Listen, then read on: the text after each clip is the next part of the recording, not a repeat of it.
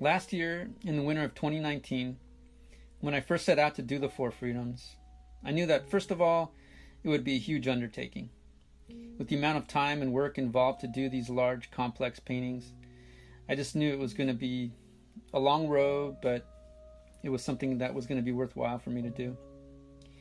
I knew I wanted to make them as authentic as possible by using models who represented the reality in America today.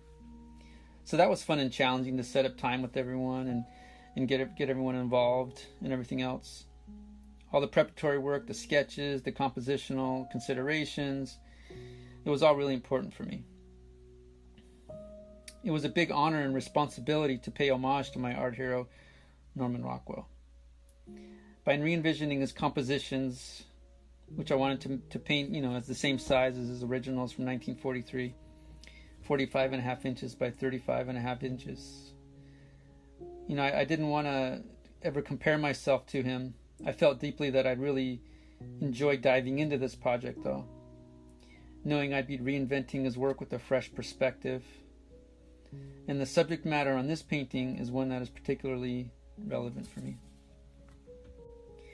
I thought that the new paintings might be culturally significant, but little did I know to what extent their relevance would take since the events of 2020 have unfolded.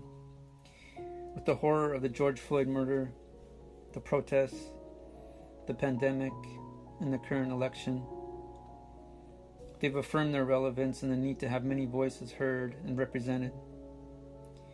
I hope I can do my small part to help out by making these paintings. I hope that they can speak words visually that may be uplifting for us today. And now, a few words from a couple of my key models, DJ Durham and Kelly Strickland. Man, when I first looked at this painting, I noticed three things immediately. One was the accuracy, the patchiness of my goatee. Two was the beauty of my melanin, but those were cool. The third I wasn't too comfortable with, and that was on my face, there was nothing on it. And when I say that, I mean I wasn't wearing a smile. And as a black man in America, a face of displeasure or disgruntledness in the public eye, that damn near sounds like a loaded gun. But then my mind took me to Frederick Douglass. As you may know, Frederick Douglass was the most photographed American of the 19th century. And this wasn't accidental. His intent was to displace preconceived notions held by whites about enslaved and free blacks. As a former slave himself, he saw photography as a chance to show, the true face of black America in a time where, they were showing sinister and caricature-like portrayals, knowing the inaccuracy of that. He also realized that these photographs allowed his face to tell stories of these millions of black folks that were suffering unjustly.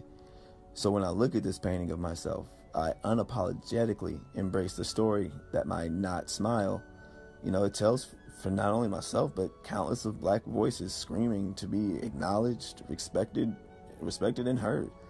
I mean, that's what freedom of speech is about, right?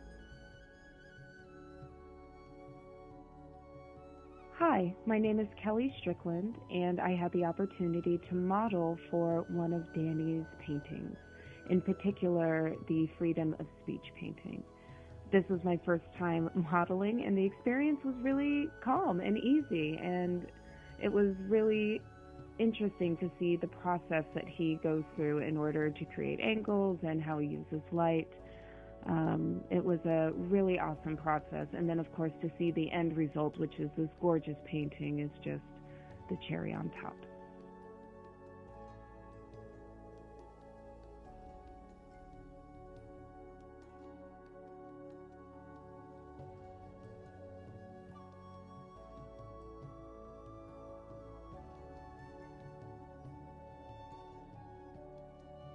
I hope you enjoyed this little behind-the-scenes peek into the making of my new Four Freedoms.